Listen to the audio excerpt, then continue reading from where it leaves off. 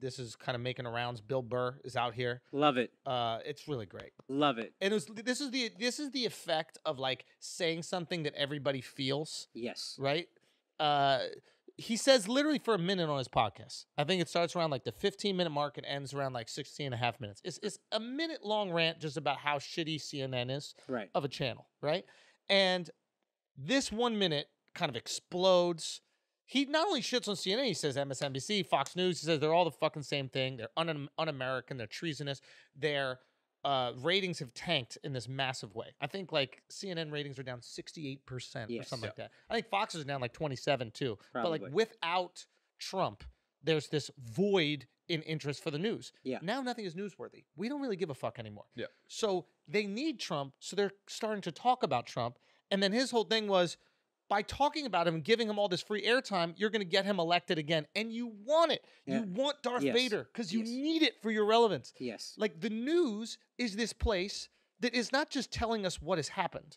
The news is selling attention. Yes. And without us paying attention, they have nothing to sell ads on. Yeah. So they need the big fucking attention. They're selling ads, like you said. Selling ads. And the only way to get more money for ads is have more people watching. Yes. How do you get more people watching? Let's drum up controversy. Let's drum up whatever. Let's get people emotionally to watch us because then they don't look away. Who's better at that than Trump? Yeah, the most reliable thing is fear.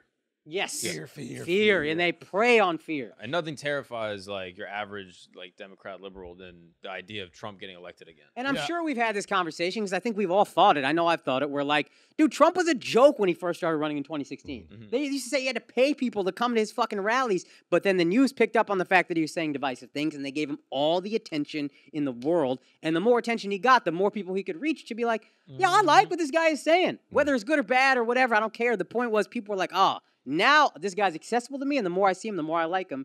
And that is a major reason he got elected. I don't care what anybody says. And I think we've all probably said this independently, but the power of Burr saying it is different because he's at that level now. Also, there's certain people, like, if you give them more attention, right, they're going to expose themselves. Right. Right? Like, we know motherfuckers, like, the longer you shine a light on them, the more you realize, they're actually kind of boring, or they're uninteresting, and they're not that funny. Like, they're funny within their tiny little enclave, right? Like, I'm trying to think of certain people that play like an iconic character, and then once they leave that character, you're like, oh, you're kind of a nerd. Yeah. Right. The Ron Swanson from Parks and Rec.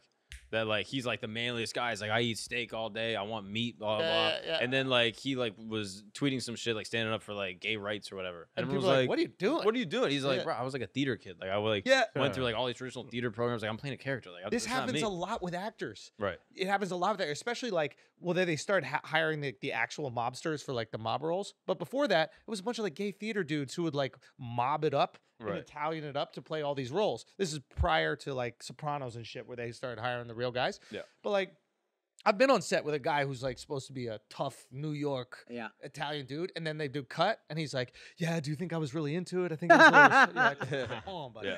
But yeah, you shine a light on some people and they change or they crumble. But Trump is an example of a guy who has been entertaining for his entire adult life. Yeah. He literally had a TV show where he just had to entertain people. If you shine the light on him, he will be entertaining. Yep. Okay? They knew that, bro. They fucking knew it. They were fine with it. And this is to what Burr was saying, they want him to get reelected at the expense of the entire nation because they know he will entertain, and us talking about him is the only way we can stay relevant. So let's go. Yeah. And I don't think they knew it the first time around, though. I think they were okay with it. I think you had to see what was happening and be fine. Everybody was kind of in disbelief when Hillary lost. But they were looking at the data, like that's what I'm saying. Every time we do a story on him, it's going up. Let's do another story. It's going up. And you notice along the way, he's getting more powerful. He wasn't supposed to win the primaries. Fucking crushed the primaries. Yeah. Wasn't even close. So at a certain point, you can make a moral decision if you actually dislike this guy, which they claim to. I'm just calling out their inconsistency, which is, he's actually getting more powerful the more coverage we give him. We could tamp this down a bit, and we could not make as much money. But they can't, though. Like, because their obligation is to get money for their shareholders. Yes. Like that's why you can't trust that news. Well, I think that's what money makes for advertising. So frustrating because they present as if they have this moral obligation to tell the truth. Yes. But what seems to be true when you look at the reporting is that they have a financial obligation to their shareholders. And when we see that inconsistency as a viewer, we're like, dude, just don't lie. Just say that you're a capitalistic business that just tries to profit by any means necessary. If you said that, run with it. We don't give a fuck. Yeah. That's why I'm almost like less annoyed by like this extreme left wing and the extreme right wing like news. Like I don't care how extreme you are left, like Huffington Post, whatever. Like I know what you're doing. You know what you're doing. Yeah.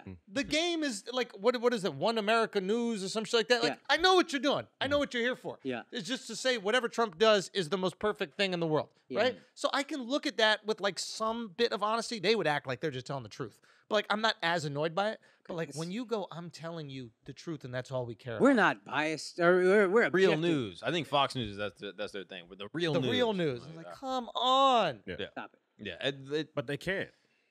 They can't expose themselves because then. Because they're supposed to be news. Yeah. Yeah. I hate that sentence, financial obligation to our shareholders, because it's like your way of saying you're a piece of shit and I just have to be a piece of shit. But like, just say that from Jump Street. Don't, well, at the end of the day, we have a financial, it's just such like a catch-all sentence. It's like, oh, okay, now we can't call you out for anything. You have a financial obligation. You're all pieces of shit. That's fine, but own it more. Yeah. If CNN was like, hey, man, this guy is good for ratings. What do you want from us? Would you turn down 70%? I mean, we talked about Trump when he was here because we knew people are going to listen. Yeah, but there are large groups on both sides that like believe that they're telling the truth.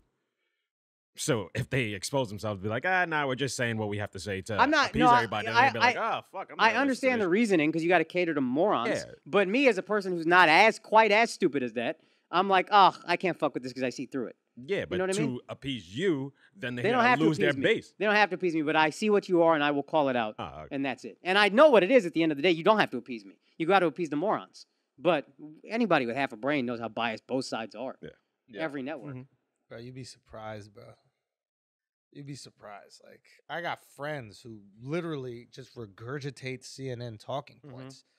It's shocking. Like, close friends. Yeah, I guess. But it's susceptible. Like, I've been in that spot, too, where, like, I'm trying to prove a point to someone, and I'm like, oh, yeah, I'll take this article. I don't even care where it's from. Nah, that's like, true. And I'm touting some CNN thing that I don't even necessarily believe, but I'm like, this supports my argument. But, like, I don't even realize that I'm indoctrinated. That's, like, how seductive the information is. You might not be indoctrinated. It might just confirm the feelings that you already have. Yeah. Right. Because we're just looking for confirmation. Validation is seductive. Yeah. Yes. And it's much easier to feel validated when you have a quote-unquote news network say the same shit that you feel. Yeah. Like, oh, it must be true now. Yeah. Those guys on the TV with the ticker at the bottom said it. Yeah. There's something about the TV and a ticker that makes it feel real. Yeah. You know? And it's just preying on fear. That's the saddest part to me. Is that like it's just like traumatizing people. Like there are people that like didn't come out of their house for all of the lockdown. Yeah. That like weren't running, like weren't like getting sunlight because they were so terrified by what the news was saying. Remember when we were watching local news and it was just reporting the news, but if it said breaking news, like that was a big story. But when you watch CNN or Fox News, it's 24/7. It's breaking news. It's always When breaking. The fast ticker and the colors and they're just shooting at you. Like, oh my God, what today? And then you're like, it has to stay on all the time, like Bloomberg Finance or something. You just have to keep absorbing it. And you're like, Jesus. Yeah, this just in. This just in.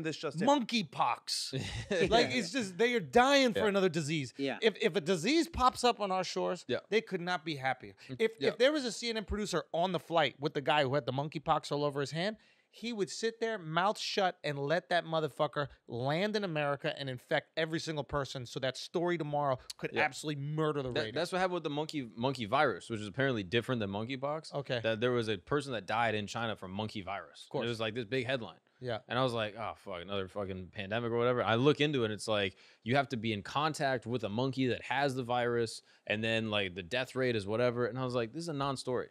Why is this even being pushed? And the only reason is because there's this COVID, panic. If you read the monkeypox article, and maybe because of that also, but like this story, like people die of one-off random viruses literally every day, all the time. We're not going to stop dying from COVID. We're not. It's the new flu. It's here every year. Get the vaccine up to date if you want, whatever. But they're going to keep it going as long as they can. This is a pandemic. This is crazy. As long as people are afraid and like terrified, and you can fear on that. And that's where I also, what Bill Burr said was really great, is you are treasonous, you are un-American in the guise of a news network. So that's where you can justifiably call them out. Yeah. Like, sure, you can't expose yourselves, but we see what you are. It is un-American. It's treasonous. The solution to me is like just following independent journalists. Like, where you find them motherfuckers. Yeah. You know what I mean? Like you got to do work. Yeah, it's too much work. Well, that's the thing. Like, I don't know what the solution is for the masses. Like, the other solution is state-sponsored media, like BBC. Well, that's the tricky thing. You can't have. I guess they do a decent job of it in England. Yeah. But we got to ask people in England. Yeah.